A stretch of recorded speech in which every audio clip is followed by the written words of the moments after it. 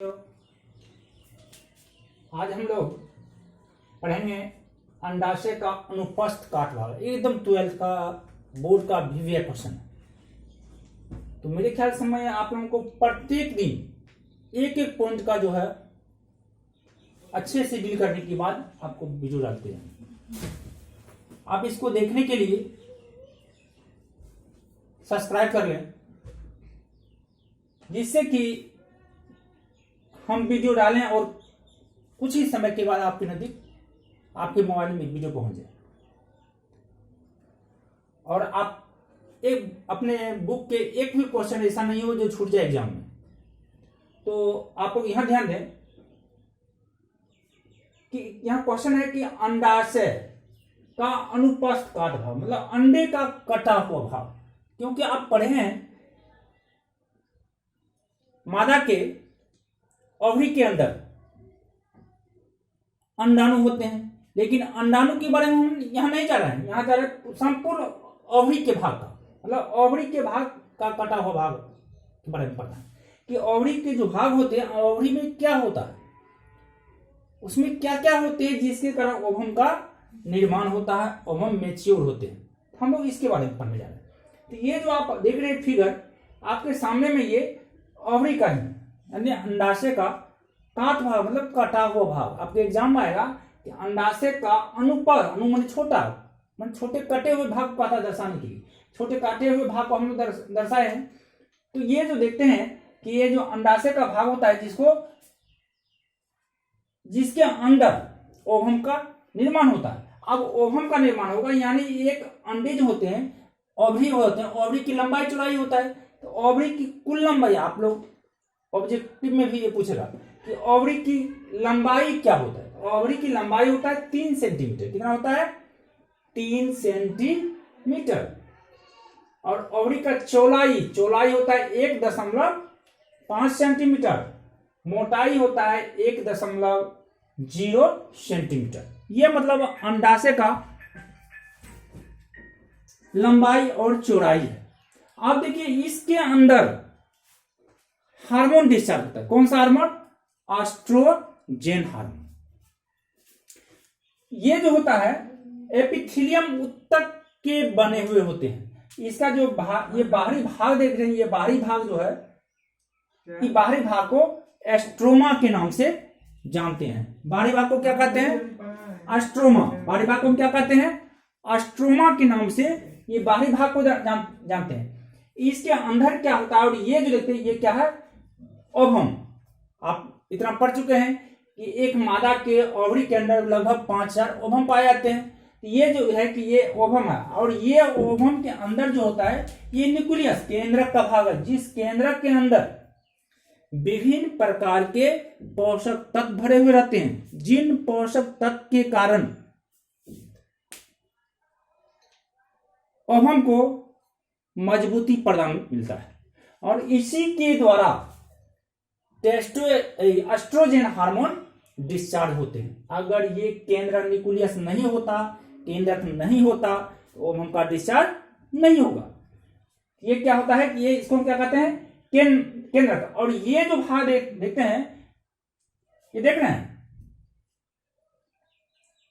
यहां पर जो आपको दिखाई देता होगा, ये फॉलिकल है।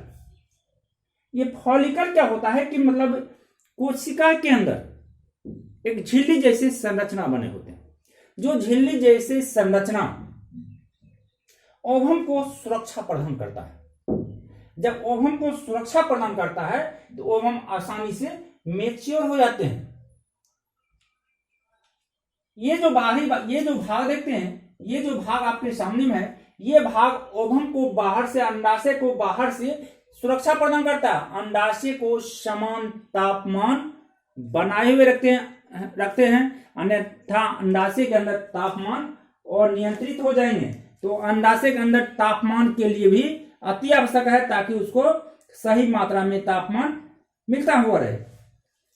ये ग्राफी पुटक जो है, इसके बाद क्या होता है कि अंदर में ग्राफी पुटक जैसे संरचना बनते हैं। हम लोग अभी उस पर नहीं जाएंगे, सिर्फ ये काट भाग अंडाशय के बाहरी भाग में देख रहे हैं। तो आप बाहरी भाग में देख रहे हैं कि एस्ट्रोमा है, ब्लड देखते हैं, इसके अंदर जो है रुधिर जैसे संरचना आके जमा हो जाते हैं। यहाँ पर क्या होता है कि रुधिर ब्लड जैसे संरचना जमा होता है, जो संरचना ओवम को, संरचना क्या करता है, ओवम के निर्माण करने में सहायक होता है। और ये जो यहाँ ओवम देखते हैं ये प्रथम स्तरीय है। कैसा है, ये प्रथम स्तरीय ओवम होते हैं। ये प्रथम स्तरीय ओवम अंडे जो होते हैं, अंडे को एक घेरे हुए एक कोशिकीय परत होते हैं। ये जो देखते हैं ये घेरा हुआ एक कोशिकीय परत है, इसको कहते हैं जोना पेलुसिडा। क्या कहते हैं, जोना पेलुसिडा, जोना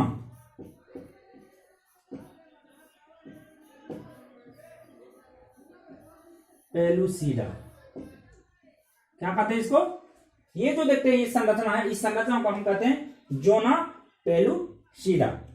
ये संरचना अंडाशय के निर्माण होने के बाद ये विभिन्न प्रकार के संरचनाओं के रूप में परिवर्तित होता जाता है। अंडाशय जो है दो परत से घिरे हुए रहते हैं। कितने परत से घिरे हुए रहता है, अंडाशय दो परत से घिरे हुए रहते हैं, जिसे द्वितीय फूटक कहते हैं। क्या कहते हैं इसको, द्वितीय अंडाशय। जब ये जो देखते हैं कि एक परत ये आपको दिखाई देता होगा और ये यानी द्वितीय फूटक के कारण क्या कहलाता है, द्वितीय फूटक, इसको क्या कहते हैं, द्वितीय फूटक। और इस प्रकार से ये जो आसानी से अपने अंदर में ओवम को सुरक्षित रखता है, यानी इसके अंदर तापमान को बना हुआ रखता है, इसके अंदर हार्मोन को स्रावित करने का क्षमता आता है। क्योंकि ये जो होते हैं इसी में एस्ट्रोजन हार्मोन होता है, जो हार्मोन जब ये ग्रंथियां मैच्योर हो जाते हैं, परिपक्व हो जाते हैं, तो हार्मोन का डिस्चार्ज करते हैं। और इसी के कारण एक मादा के, एक फीमेल के यूट्रस के अंदर ओवरी में ओवम का संख्या में वृद्धि होता चला जाता है। वृद्धि तो मुख्य रूप से है ही, लेकिन मतलब उसकी संख्या जो है एक निश्चित समय पर प्रत्येक मंथ एक बाहर निकलता है। मैंने ये भी बता चुके हैं कि ओवरी में से प्रत्येक मंथ एक ओवम बाहर, कितना निकलता है, इससे एक ओवम प्रत्येक मंथ बाहर निकलता है। और अपने जीवन भर में एक मादा लगभग 400 ओवम को बाहर निकाल पाते हैं, शेष ओवम उसके अंदर निकल रह जाते हैं। वो भी जो बाहर निकलते हैं तो प्रत्येक महीने के, प्रत्येक मंथ के 14वें दिन, कब निकलता है, प्रत्येक मंथ के ये 14वें दिन बाहर निकलते हैं। इसकी भी उम्र होता है, इसका उम्र कितना होता है, 24 घंटे। कितना होते हैं, इसके उम्र होते हैं 24 घंटे। और 24 घंटे के बाद ये स्वतः निष्क्रिय हो जाते हैं, यानी ये मर जाते हैं, ये फर्टिलाइजेशन क्रिया के योग नहीं रह जाते। यानी ओवम को फर्टिलाइजेशन होने के लिए 24 घंटे के अंदर की समय होते हैं, इससे अधिक समय में इसमें फर्टिलाइजेशन क्रिया संपन्न नहीं होता। अब बच्चों हम लोग इस सवाल में समझ में आ गया होगा, ये फिगर आसानी से बन जाएगा। मैं आप लोगों को और बहुत सारे ट्रिक देंगे कि कैसे आप आसानी से फिगर बना लें, कैसे आप आसानी से समझते चले जाएं। थोड़ा हम लोग ये जाते लगभग इस चैप्टर का लगभग क्वेश्चन आपको पढ़ा चुके हैं, शायद नहीं, हम मेरे ख्याल से कुछ क्वेश्चन तो होगा नहीं जो आपसे नहीं बने। आप लोगों को इसमें इस चैप्टर से मेन क्वेश्चन होते हैं। अगले दिन मैं लेकर आऊंगा कि इस चैप्टर का मुख्य क्वेश्चन कौन है,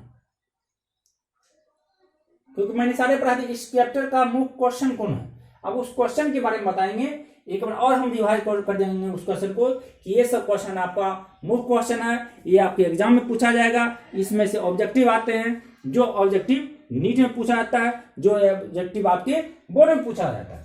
मैं आपको अगर हो सके तो कुछ ऑब्जेक्टिव भी लिखा दूंगा ताकि आपको कहीं समझने में दिक्कत नहीं हो। एग्जाम में जो भी क्वेश्चन आवे आप आसानी से इस क्वेश्चन को बना सकें। तो इसके लिए जो है हम आपको अगले दिन डालेंगे इस पर क्वेश्चन, और मैंने ऑब्जेक्टिव क्वेश्चन डालेंगे ताकि आप आसानी से आगे बढ़ते चले जाइए। मैं चाहूंगा कि आपके संपर्क में जितने बच्चे हैं आप उन तक मेरे मैसेज को भेजें ताकि बच्चे को आसानी से पढ़े, काफी समझ में आ जाए, उसको लगे कि नहीं ऐसा पढ़ने से हम आगे बढ़ सकते हैं। जय हिंद बच्चों।